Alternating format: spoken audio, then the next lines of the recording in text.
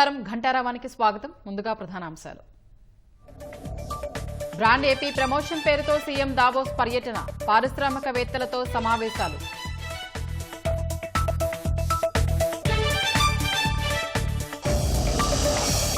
కర్నూలు శివారులో విలువైన చెరువు భూములు కబ్జా, కూటమి ప్రభుత్వమే కాపాడాలంటున్న స్థానికులు.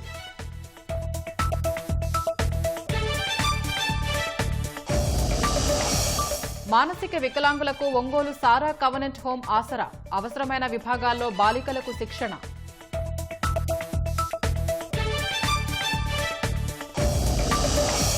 అమెరికా అధ్యక్షుడిగా నేడు ట్రంప్ ప్రమాణం, హాజరు కానున్న విదేశాంగ మంత్రి జైశంకర్, అంబానీ దంపతులు.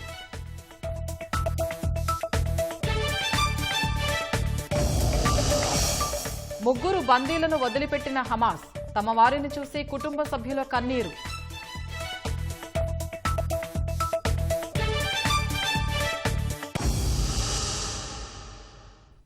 అంతర్జాతీయ వేదిక ద్వారా పెట్టుబడిదారుల దృష్టి ఆకర్షించేందుకు సీఎం చంద్రబాబు నేతృత్వంలోని బృందం దావోస్ బయలుదేరి వెళ్లింది. దావోస్ వేదికగా జరిగే ప్రపంచ దేశాల ఆర్థిక సదస్సులో రాష్ట్రంలో పెట్టుబడులకు ఉన్న అవకాశాలను వివరించేలా ప్రత్యేకంగా ఏపీ పెవిలియన్ ఏర్పాటు చేశారు. ప్రపంచ పెట్టుబడుల మ్యాప్లో ఆంధ్రప్రదేశ్ను మళ్లీ చేర్చేందుకు తాము సిద్ధంగా ఉన్నట్లు ముఖ్యమంత్రి చంద్రబాబు స్పష్టం చేశారు. ఈ సదస్సులో వివిధ దేశాలకు చెందిన అంబాసిడర్లు, పారిశ్రామికవేత్తలతో భేటీ కానున్నారు.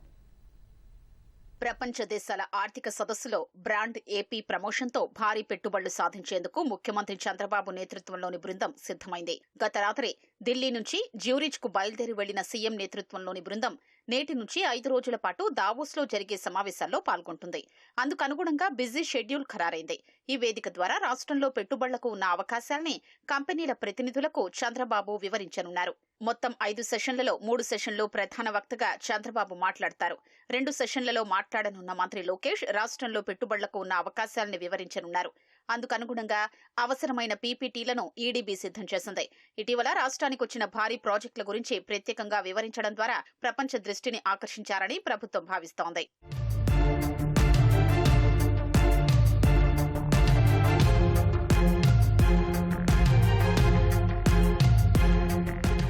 ఏపీ పెవిలియన్లో ఒకేసారి 4 రౌండ్ టేబుల్ సమావేశాల నిర్వహణకు వీలుగా ఏర్పాట్లు చేశారు. వివిధ కార్యక్రమాల్లో సీఎం బిజీగా గడిపితే వీలైనన్ని రౌండ్ టేబుల్ సమావేశాల్ని నిర్వహించే బాధ్యతల్ని అధికారులు, ఇతర ప్రతినిధులకు అప్పగించారు. ప్రతి చోట ఒక అధికారి రాష్ట్రంలో పెట్టుబడులకున్న అవకాశాల గురించి మాట్లాడేలా ప్రణాళిక సిద్ధం చేశారు. ద్వైపాక్షిక సమావేశాల్లో 18 దేశాలకు చెందిన కంపెనీల సీఈఓలు, ప్రతినిధులతో సమావేశం కానున్నారు. సీఐఐ నిర్వహించే సెషన్లో సీఎం, మంత్రులు, అధికారులు పాల్గొంటారు. రాష్ట్ర ప్రభుత్వం కూడా వివిధ దిగ్గజ కంపెనీల సీఈఓలతో సమావేశం ఏర్పాటు చేస్తోంది. రాష్ట్రం ఏర్పాటు చేసే పెవిలియన్ను సందర్శించారని, సదస్సుకు హాజరయ్యే వివిధ దేశాలకు రాష్ట్ర ప్రభుత్వం లేఖలు రాసింది. ఏపీలో పెట్టుబడులకున్న అవకాశాలేంటి, ఇతర రాష్ట్రాలతో పోలిస్తే ఉన్న అదనపు సదుపాయాలు ఏంటి, ఇటీవల ప్రకటించిన పారిశ్రామిక పాలసీ ప్రత్యేకతలు వంటి అంశాల్ని వివరించడం ద్వారా పెట్టుబడిదారుల దృష్టి ఆకర్షించేందుకు ప్రణాళికలు సిద్ధం చేశారు.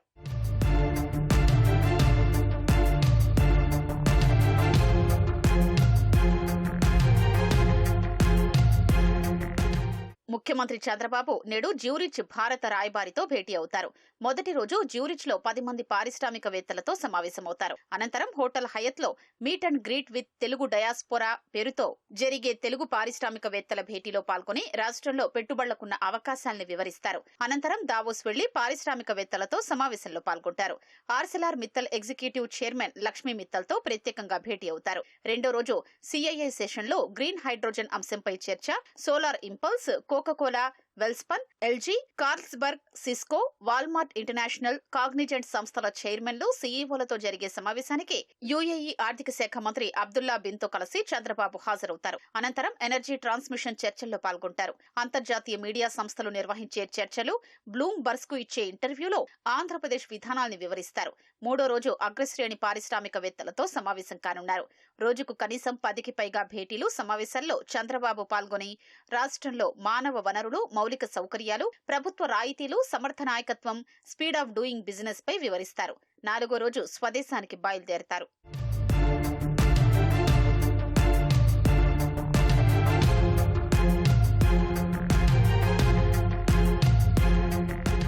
ఏపీ పెవిలియన్లో ప్రపంచవ్యాప్తంగా పేరెన్నికగన్న 30 మంది పారిశ్రామికవేత్తలతో ముఖాముఖి సమావేశమై పెట్టుబడులపై మంత్రి లోకేష్ చర్చలు జరపనున్నారు.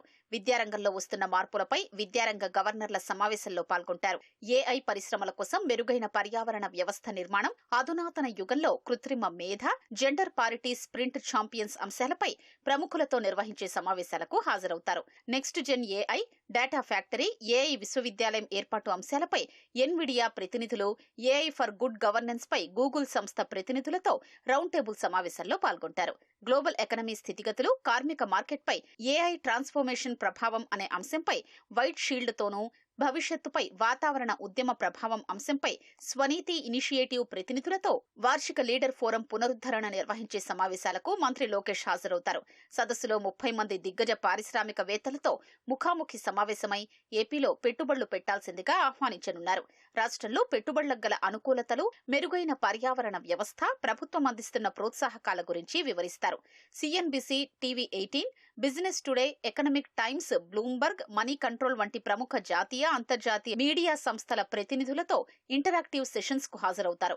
భారత్, డెన్మార్క్ మధ్య గ్రీన్ స్ట్రాటజిక్ భాగస్వామ్యం బలోపేతం చేయడంపై నిర్వహించే సదస్సుతో పాటు సిఐఐ నిర్వహించే కార్యక్రమానికి హాజరు కానున్నారు.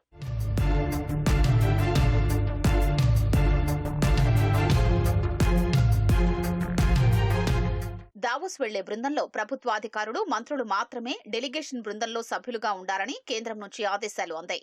ఈ ప్రకారం మంత్రులు లోకేష్, టీజీ భరత్, సీనియర్ అధికారులు కార్తికేయ మిశ్రా, పీయూష్ కుమార్, యువరాజ్, సీఎం ముఖ్య భద్రతాధికారి Srinath, EDB CEO Saikanth Varma, Kuppam area development authority PD Vikas మర్మత్లో బృందంలో ఉండేలా కేంద్రం నుంచి అనుమతులొచ్చాయి. కేంద్ర ప్రభుత్వం విశాఖ ఉక్కుకు ఆర్థిక సాయం ప్రకటించినప్పటికీ అంతకుముందు ప్రధాని మోదీ విశాఖలో పర్యటించినప్పుడు స్టీల్ ప్లాంట్ పరిరక్షణపై మాట్లాడకపోవడం అనుమానాలకు తావిస్తోందని వైసీపీ నేత బొత్స సత్యనారాయణ ఆరోపించారు. ప్యాకేజీ ప్రకటనపై కూటమి నేతలు సంబరాలు చేసుకుంటున్నారని, ప్రైవేటీకరణ ఆగదని మాత్రం చెప్పడం లేదన్నారు. విశాఖ ఉక్కు మనుగడకు కాకుండా ప్రజలు, కార్మికుల్ని మోసం చేసేందుకే అన్నట్లుగా ప్యాకేజీ ప్రకటన ఉందన్నారు.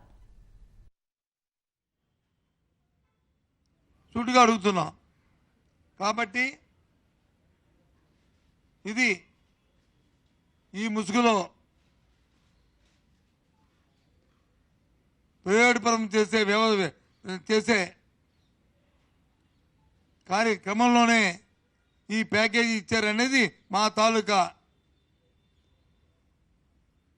పూర్తి అభిప్రాయంగా మీకు తెలియజేస్తున్నాం. ఈ అభిప్రాయం దీని ద్వారా మేము కేంద్ర రాష్ట్ర ప్రభుత్వాల మీద చెప్తున్నాం. దయచేసి ప్రజల్ని మోసపరచకండి, మభ్యపెట్టకండి. ఎందుకంటే 4 నెలలైన జీతాలు లేవు. మరి దీంట్లో జీతాలు ఇవ్వచ్చు కదా, ఎందుకు ఇవ్వట్లేదు జీతాలు ఈ ప్యాకేజీలో? విశాఖ స్టీల్ ప్లాంట్కు కేంద్ర ప్రభుత్వం ప్రత్యేక ఆర్థిక సాయం ప్రకటించడాన్ని అన్ని పక్షాల పార్టీలు ఆహ్వానిస్తుంటే ప్రభుత్వానికి మంచి పేరు వస్తుందని కడుపు మండి వైసీపీ కుట్రబుద్ధి చూపిస్తోందని మంత్రి అచ్చెన్నాయుడు మండిపడ్డారు. విశాఖ స్టీల్ ప్లాంట్ కోసం మాజీ మంత్రి బొత్స సత్యనారాయణ 5 ఏళ్ల పాటు ఏం ఉద్యమం చేశారో చెప్పాలని డిమాండ్ చేశారు. వైసీపీ 5 ఏళ్ల పాలనలో రాష్ట్రాన్ని సర్వనాశనం చేసి ఇప్పుడు నీతులు చెబుతున్నారని ఆగ్రహం వ్యక్తం చేశారు. విశాఖ స్టీల్ ప్లాంట్ కోసం గత 5 ఏళ్ల పాటు ప్రతిపక్షంలో ఉన్న టీడీపీ అనేక పోరాటాలు చేసిందని గుర్తు చేశారు. వైసీపీ ప్రభుత్వంతో విశాఖ స్టీల్ ప్లాంట్ ప్రైవేటీకరణ కోసం సంప్రదింపులు జరిపాకే ఆ నిర్ణయం తీసుకున్నామని స్వయంగా అప్పటి కేంద్ర మంత్రి పార్లమెంటులో ప్రకటించిన సంగతి మరిచిపోయారా అని ప్రశ్నించారు. కూటమి ప్రభుత్వం వచ్చిన 6 నెలల్లోనే విశాఖ రైల్వే జోన్కు శంకుస్థాపన చేశామని, దాదాపు 2 లక్షల కోట్ల నిధులతో అభివృద్ధి పనులు ప్రారంభించామని వివరించారు. విశాఖ స్టీల్ ప్లాంట్ కాపాడటం కోసం చంద్రబాబు 6 నెలలుగా ఢిల్లీకి అనేక సార్లు తిరిగి ఈ ప్రత్యేక ప్యాకేజీని ప్రకటించేలా కృషి చేశారన్నారు. చంద్రబాబు దార్శనికతకు, జగన్ రెడ్డి స్వార్థ రాజకీయాలకు 6 నెలలు తమ పాలనే నిదర్శనమని చెప్పారు. ఉత్తరాంధ్రకు ఇంత మేలు జరుగుతుంటే ఇప్పటికైనా వైసీపీ నాయకులు వక్రబుద్ధిని మార్చుకోవాలని హితవు పలికారు. గత 5 ఏళ్లు రాష్ట్రంలో కబ్జాకోరులు రెచ్చిపోయారు. గత ప్రభుత్వ పెద్దలు సహకరించడంతో ఇష్టారాజ్యంగా వ్యవహరించారు. ఖాళీ స్థలాలనే కాకుండా తరతరాలుగా ప్రజలకు సాగును, తాగునీరును అందించే చెరువుల్ని సైతం చెరబట్టారు. కర్నూలులో కోట్ల రూపాయల విలువైన చెరువు భూముల్ని పట్టపగలే కబ్జా చేశారు. ప్రశ్నించిన వారిపై దాడులకు తెగబడ్డారు. అక్రమ కేసులతో వేధించారు. ప్రస్తుతం అధికారంలోకి వచ్చిన కూటమి ప్రభుత్వం కబ్జా చెర నుంచి చెరువుల్ని కాపాడాలని స్థానికులు కోరుతున్నారు. కర్నూలు నుంచి నందికొట్కూరు వెళ్లే మార్గంలో గార్గేయపురం చెరువు ఉంది. దీని పరిధిలో 140 ఎకరాల సాగు భూమి ఉంది. ఇందులో కొంత భూమిని 2 ఏళ్ల క్రితం ఓ రియల్ ఎస్టేట్ వ్యాపారి కొనుగోలు చేశారు. సుమారు 20 ఎకరాలకు పైగా రియల్ ఎస్టేట్ వెంచర్ వేయగా 12 ఎకరాల ప్రభుత్వ భూమి ఆక్రమణలకు గురైనట్లు ఆరోపణలు ఉన్నాయి. సర్వే నంబర్ 215లో కడగమ్ము వాగు అలుగు నుంచి 3 బావుల వరకు సుమారు కిలోమీటర్ మేర పొడవు ఉన్న 6 ఎకరాల వాగు పోరంబోకును ఆక్రమించారు. సర్వే నంబర్ 701 నుంచి 711 వరకు పాత కెనాల్ పోరంబోకు భూమి 11.70 ఎకరాలు ఉండగా ఇందులోనూ 6 ఎకరాల వరకు ఆక్రమించేశారు. వీటిలో 2 వంతెనలు సైతం నిర్మించారు.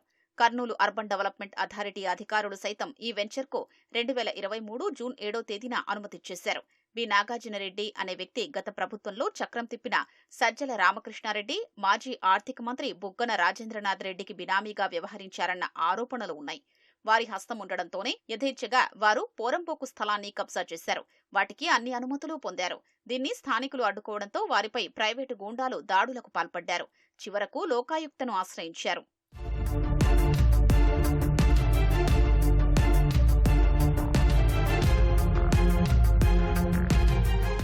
కర్నూలు శివారు బి తాండ్రపాడు గ్రామాన్ని ఆనుకుని గంగమ్మ చెరువు ఉంది. సుమారు 70 ఎకరాల్లో చెరువు విస్తరించి ఉంది. దీని పరిధిలో 10 గ్రామాలకు తాగునీరు, 300 ఎకరాలకు సాగునీరు అందుతోంది. ఇంతటి ప్రాధాన్యత ఉన్న ఈ చెరువును 2021 జూలైలో పట్టపగలే 100 టిప్పర్లతో మట్టితోలి 20 ఎకరాలు చదును చేశారు. 2-3 రోజుల్లోనే కంచె వేసి మొక్కను నాటేశారు. కబ్జా చేసిన భూమి విలువ 200 కోట్లు ఉంటుందని అంచనా. కబ్జా గురించి తెలుసుకున్న స్థానికులు టిప్పర్లను అడ్డుకున్నారు. వారిపై పోలీసులు అక్రమ కేసులు పెట్టారు. దీనిపై అప్పటి కర్నూలు ఎంపీపీ రాజవర్ధన్ రెడ్డి గ్రీన్ ట్రిబ్యునల్లో కేసు వేశారు. ముఖ్యంగా కర్నూలు చుట్టూ ఉండేటువంటి నదులకు సంబంధించి, చెరువులకు సంబంధించి, అట్లాగే రైతుల పంట పొలాలకు పోయే కాలువలను కూడా కబ్జా చేశారు. మరి అధికారులు ఏం చేస్తున్నారో అర్థం కావడంలే. మొత్తము అంద్రి నది కానీ, అట్లాగే తుంగభద్ర కానీ, మొత్తం ఒక్క మాటలో చెప్పాలంటే నదులన్నీ కూడా ఆక్రమణకు గురవుతూ ఉన్నాయి. ఈరోజు చెరువులు, రాజుల కాలం నాటి చెరువులో వరద నీళ్ళు వెళ్ళేటువంటి వాగులను కూడా ఆక్రమించుకొని బిల్డర్స్ పెద్ద పెద్ద అపార్ట్మెంట్స్, విల్లాస్ అవన్నీ కడతా ఉన్నారు. మరి వాళ్ళ భూములను ఆక్రమించుకొని ఆ పెద్ద పెద్ద భవనాలు కడతా ఉంటే మరి ఇరిగేషన్ అధికారులు ఏం చేస్తూ ఉన్నారు? ఇరిగేషన్ అధికారులు రెవెన్యూ అధికారులపైన చెప్తారు. ఒకరిపైన ఒకరు చెప్పుకుంటూ మొత్తం కబ్జాలన్నీ జరుగుతూ ఉంటే చూస్తూ కూర్చున్నారు. ఆ చెరువులు కూడా భూ కబ్జాదారులు, రియల్ ఎస్టేటు ఇట్లాంటి వాళ్ళు కూడా కబ్జాలు చేస్తూ ఉంటే జీవనోపాధి మీద మేము జీవనం సాగిస్తూ ఉంటాం. ఈ భూ కబ్జాల వల్ల చెరువులు, కుంటలు, అన్ని వాగులు అన్ని కబ్జాలు అయిపోతే మా జీవనోపాధికి కరువైపోయి మేము ఈరోజు కూలి పనికి పోయే పరిస్థితి ఉంది. ఎవరైతే ఈ చెరువుల్ని, కుంటల్ని, వాగుల్ని కబ్జాలు చేస్తారో వాళ్ళ మీద చర్యలు తీసుకోవాలని ఇరిగేషన్ అధికారిని, జిల్లా కమిషనర్ని, మన కలెక్టర్ని, జిల్లాలో ఉన్న అధికారులు మేము డిమాండ్ చేస్తాం. ఈ కర్నూలు పట్టణం చుట్టూ ఉన్న చెరువులు చాలా ఉంటాయి. కానీ మనకు తెలిసేది ప్రస్తుతం అయితే 2 మెయిన్గా బయటపడినాయి. తాండ్రపాడు చెరువు ఒకటి, నందనవనం అదే గార్గేపురం చెరువు ఒకటి. ఇవి 2 చెరువులు గతంలో ఎంత విస్తీర్ణం ఉందో అంత విస్తీర్ణం లేకుండా ఒకటొకటి జరుగుకుంటా వెంచర్లు వేసుకుంటూ వస్తున్నారు. కాబట్టి ఆ వెంచర్లు నిజంగా విస్తీర్ణంలో అంటే ప్రభుత్వ భూమి కింద విస్తీర్ణం కరెక్ట్గా ఉందా లేదా అని సర్వే చేసి, సర్వే డిపార్ట్మెంట్ వాళ్ళు కానీ, ఇరిగేషన్ డిపార్ట్మెంట్ వాళ్ళు అందుకు సంబంధించి జిల్లా కలెక్టర్ చర్యలు తీసుకొని కరెక్ట్గా ఉన్న భూమి న్యాయం చేయాలంతే ప్రజలకి. 100 కోట్ల విలువైన చెరువుల్ని కబ్జా చేసిన అక్రమార్కులు హాయిగా రియల్ ఎస్టేట్ చేస్తూ లాభాలు గడిస్తున్నారు. నేటికీ అధికారులు వారికి కొమ్ము కాస్తున్నారన్న ఆరోపణలు ఉన్నాయి. కూటమి ప్రభుత్వం స్పందించి కబ్జాదారుల నుంచి చెరువుల్ని కాపాడాలని ప్రజా సంఘాలు కోరుతున్నాయి. వారంతా మానసిక వికలాంగులు, తల్లిదండ్రులు ఉన్నా ఎవరో తెలియని నిర్భాగ్యులు. ఇలాంటి వారిని అక్కున చేర్చుకుని ఆశ్రయం కల్పించి వారిలో మానసిక పరిపక్వత తీసుకొచ్చేందుకు కృషి చేస్తోంది ఒంగోలులో ఉన్న సారా కవెనెంట్ హోమ్. ప్రత్యేక అవసరాల బాలికల సేవలో తరిస్తూ అవసరమైన విభాగాల్లో శిక్షణనిస్తూ వారిలో స్థైర్యాన్ని నింపుతోంది. ఈ అమ్మాయి పేరు రిబ్కా. స్వస్థలం ప్రకాశం జిల్లా కందుకూరు మండలం కే కందుకూరు. పుట్టుకతోనే చేతులు 2 చచ్చుబడిపోయాయి. నడవడం కూడా కష్టమే. తల్లిదండ్రుల నిరాదరణకు గురైన ఈ బాలికను శిశు సంక్షేమ శాఖ గుర్తించి ఒంగోలులోని సారా కవెంట్ హోంకు చేర్చింది. ఆశ్రమ సిబ్బంది బాలికకు ఫిజియోథెరపీ ఇప్పించి కాళ్లలో కొంత శక్తిని కల్పించారు. అంతేకాకుండా చదువుపై ఆసక్తిని పెంచారు. ఇప్పుడీమె కాళ్ల సాయంతో పుస్తకాలు తీయడం, కాలివేళ్ల మధ్య పెన్ను పెట్టుకుని నోట్స్ రాసుకోవడం చేస్తుంది. ఓపెన్ స్కూల్లో 10వ తరగతి పరీక్షలకు సిద్ధమవుతున్న రిప్కా టీచర్ కావడమే తన లక్ష్యమని చెబుతోంది. ఇక్కడ బాగుంది. బుక్స్, పెన్నులు, పెన్సిల్స్ అన్నీ ఇస్తారు. టీచర్స్ చదువు చెప్తారు. బాగా చూసుకుంటారు, ప్రేమతో చూసుకుంటున్నారు. పెద్ద అయినాక టీచర్ చేతులు పని చేయాలి, కాలుతో రాస్తాను. ఒంగోలులో ఉన్న సారా కవెంటు హోమ్ 2008లో స్థాపించారు. అమెరికాకు చెందిన రెబ్బవరపు సారా ఒంగోలు వచ్చి స్థిరపడి ఈ ఆశ్రమం స్థాపించారు. కొంతమంది సిబ్బందిని కేర్ టేకర్లను నియమించుకొని మానసిక వికలాంగులకు ఆశ్రయం కల్పిస్తున్నారు. శిశు సంక్షేమ శాఖ కమిటీ గుర్తించిన అనాథ, మానసిక వైకల్యం కలిగిన వారిని ఇక్కడ చేరుస్తారు. అందువల్ల వారి పూర్వోత్తరాలు, తల్లిదండ్రుల వివరాలు కూడా పూర్తిగా తెలియని పరిస్థితి. అలాంటి దిక్కు మొక్కు లేని పిల్లలను ఇక్కడ ఆరోగ్యవంతులుగా తయారు చేయడం, మానసిక పరిపక్వతకు తీసుకురావడం వీరి పని. పూర్తిగా స్వచ్ఛందంగా నిర్వహిస్తున్న ఈ ఆశ్రమంలో ప్రస్తుతానికి 40 మంది బాలికలు ఉంటున్నారు. ప్రేమగా వారిలో నైపుణ్యాన్ని గుర్తించి అందుకు తగ్గ తర్ఫీదు ఇచ్చి ఆదుకుంటున్నారు. ఇంటి దగ్గర ఒక అమ్మాయిని జాయిన్ చేశాను. ఇక్కడ అమ్మాయిలు మాత్రం చాలా సేఫ్టీగా ఉంటుంది. శుభ్రత కానీ అన్నీ కానీ చక్కగా నీట్నెస్ కానీ అన్నీ ఉంటుంది. ఇక్కడ మాత్రం ఆడపిల్లలది మాత్రం చాలా ఇబ్బంది లేకుండా, బయట మనమైతే ఎట్లుంటామో తెలియదు.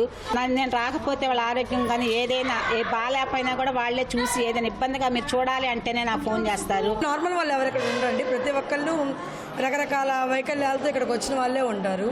వాళ్ళని చైల్డ్ మా దగ్గరికి ఏంటంటే సిడబ్ల్యూసీ ద్వారా వస్తారు. ప్రతి ఒక్క చైల్డ్ వాళ్ళు వచ్చినప్పుడు ఏంటంటే ఆ చైల్డ్ ఎలా ఉన్నారు, ప్రతిదీ ఒక ఏరియా అని కాదు, మెడికల్ కండిషన్ ఎలా ఉంది వాళ్ళది, ప్లస్ వాళ్ళది ఇంటెలిజెన్స్ ఎలా ఉంది, ఐక్యూ ఎలా ఉంది, ప్రతిదీ అసెస్మెంట్ మేము చేసుకొని ఆ మెడికేషన్ వైజ్గా మెడికేషన్ వాడతాం. మనకు కావాల్సిన నీటిని బట్టి, అంటే ఒకళ్ళు ఇంటలెక్చువల్ డిసేబుల్ రావచ్చు, ఇంకొకరు లేకుంటే అంటే బ్లైండ్ రావచ్చు, ఆర్టిస్టిక్ రావచ్చు, different types of disabilities, multi disabled childrens రావచ్చు. ఒక్కో చైల్డ్కి డిఫరెంట్ టైప్స్ ఆఫ్లో అవసరం ఉంటుంది. ఆ అవసరం వాళ్ళ నీటిని గుర్తించి ఆ నీటిలో మేము అన్ని ప్రతిదీ చేసుకుంటూ వాళ్ళకి అచీవ్మెంట్ గోల్స్ ఏమున్నాయి గోల్స్ తీసుకుంటాము.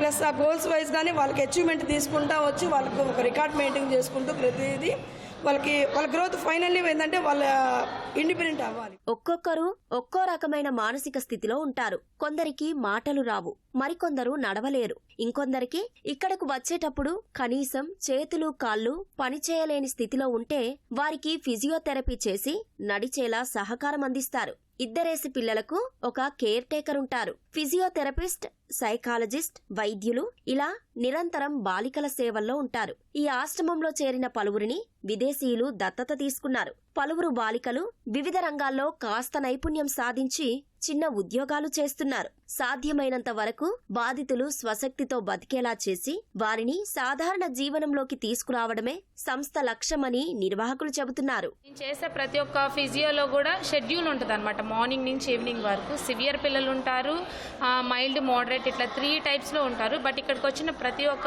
చైల్డ్కి కూడా 2 ఇయర్స్ 3 ఇయర్స్కి నడిచిన పిల్లలు ఉన్నారు. వాళ్ళందరూ ఇప్పుడు నడవగలుగుతూ చాలా చక్కగా వాళ్ళ ఇండివిజువల్ లైఫ్ అనేది వాళ్ళు లీడ్ చేసుకోగలుగుతున్నారు. రిమైనింగ్ చిల్డ్రన్ ఎవరైతే ఉంటారో వాళ్ళకి ఫిజియో నీడ్ ఉంటుంది. అట్ ది సేమ్ టైం మేము రీహాబ్ అనమాట, స్పెషల్ ఎడ్యుకేషన్ టీచర్స్, మేము నర్సెస్ కలిసి అందరం గ్రూప్ ఆఫ్ వర్క్ అనేది ఇక్కడ మేము చేస్తాము. కుటుంబం లేని పిల్లల్ని ఒక కుటుంబీకులుగా చేయాలనే ఉద్దేశంతో సారా రబ్బవరపు గారు ఒక ప్రత్యేక అవసరం కలిగిన పిల్లలు మరి వాళ్ళని తీసుకోవాలని ఆశ కలిగి మరి మహిళా శిశు సంక్షేమ శాఖ అయినప్పుడు వాళ్ళు పిల్లలు ఇవ్వడం జరిగింది. మా ఉద్దేశం ఏంటంటే వాళ్ళకి కుటుంబం కావాలి, ఒక ఫ్యామిలీ ఆ ప్రేమను పంచాలని ఉద్దేశం. వాళ్ళని తీసుకొచ్చిన తర్వాత ఆ ఏ వయసులో వచ్చినా కూడా ఇక్కడే ఉంటారు. వాళ్ళకి మేమే చదువుకునే వాళ్ళని చదువు చెప్పించడం, ఉద్యోగాలు చేసే సామర్థ్యం కల్పించి వాళ్ళని ఇండిపెండెంట్ చేసినా కూడా వాళ్ళని మళ్ళీ మేము కేర్ తీసుకోవటం అలా జరుగుతూ ఉంటుంది. వాళ్ళని పంపించడం అయితే ఏముండదు. కన్నవాళ్లే కాదనుకున్న వారిని అక్కున చేర్చుకుని వారికి అండగా నిలుస్తున్న ఆశ్రమ నిర్వాహకులను పలువురు ప్రశంసిస్తున్నారు. అమెరికా 47వ అధ్యక్షుడిగా డొనాల్డ్ ట్రంప్ ఇవాళ పగ్గాలు చేపట్టనున్నారు. భారత కాలమానం ప్రకారం రాత్రి 10:30 గంటలకు ప్రమాణ స్వీకారం చేయనున్నారు. ఇప్పటికే ట్రంప్ కుటుంబంతో కలిసి వాషింగ్టన్ చేరుకున్నారు. ఆయన ప్రమాణ స్వీకారోత్సవానికి భారత్ తరపున విదేశాంగ శాఖ మంత్రి జయశంకర్, చైనా ఉపాధ్యక్షుడు ఇంకా వివిధ దేశాల ముఖ్య నేతలు హాజరు కానున్నారు.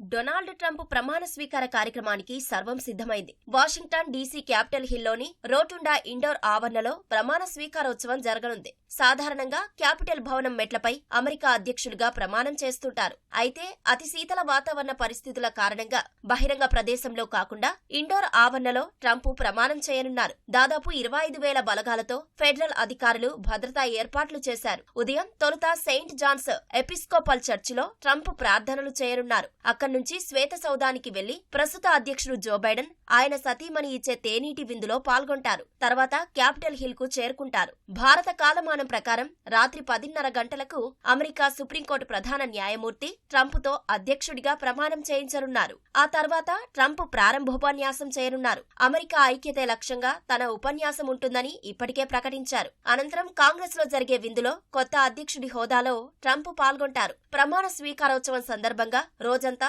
సంగీత కార్యక్రమాలతో పాటు పరేడ్లను నిర్వహించనున్నారు. ట్రంప్ ప్రమాణ స్వీకారోత్సవానికి భారత్ తరపున విదేశాంగ మంత్రి జైశంకర్ ఇంకా వివిధ దేశాల ప్రత్యేక ప్రతినిధులు హాజరు కానున్నారు. పారిశ్రామిక దిగ్గజం ముఖేష్ అంబానీ దంపతులు కూడా పాల్గొంటారు. ప్రపంచ కుబేరుడు టెస్లా అధినేత Elon Musk, Meta CEO Zuckerberg, Amazon CEO Jeff Bezos, OpenAI CEO Sam Altman, Google CEO Sundar Pichai తదితరులు కూడా హాజరు కానున్నారు. మరోవైపు అధికారం చేపట్టిన తొలి రోజే వీడియో షేరింగ్ వేదిక టిక్ టాక్ సహా మొత్తం 100 ఎగ్జిక్యూటివ్ ఆర్డర్లపై ట్రంప్ సంతకాలు చేయనున్నారు. టిక్ టాక్ పై శాశ్వత నిషేధం పడకముందే అమెరికన్ కంపెనీలకు విక్రయించడానికి మరింత గడువు ఇచ్చే ఎగ్జిక్యూటివ్ ఆర్డర్ పై సంతకం చేయనున్నట్లు ప్రకటించారు. టిక్ టాక్ పై విధించిన నిషేధం శాశ్వతం కాకుండా అనేక అవకాశాలను అన్వేషిస్తామని ట్రూత్ లో ఓ పోస్టు పెట్టారు. ట్రంప్ ప్రకటనపై హర్షం వ్యక్తం చేసిన టిక్ టాక్ మాతృ సంస్థ బైట్ డాన్స్ ఆయనకు కృతజ్ఞతలు తెలిపింది. అమెరికాలో తమ సేవలను పునరుద్ధరించే పనిలో ఉన్నట్లు పేర్కొంది.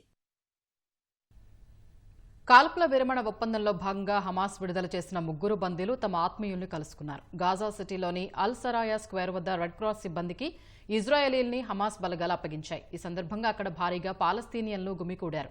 3కి బదులుగా 90 మంది పాలస్తీనా ఖైదీల్ని ఇజ్రాయెల్ జైళ్ల నుంచి విడుదల చేసింది. ఆఫర్ జైలు నుంచి వారిని రెడ్ క్రాస్ వాహనాల్లో తరలించారు. ఒప్పందంలో భాగంగా గాజాలోకి మానవతా సాయం అందించే ట్రక్కులు చేరుతున్నాయి.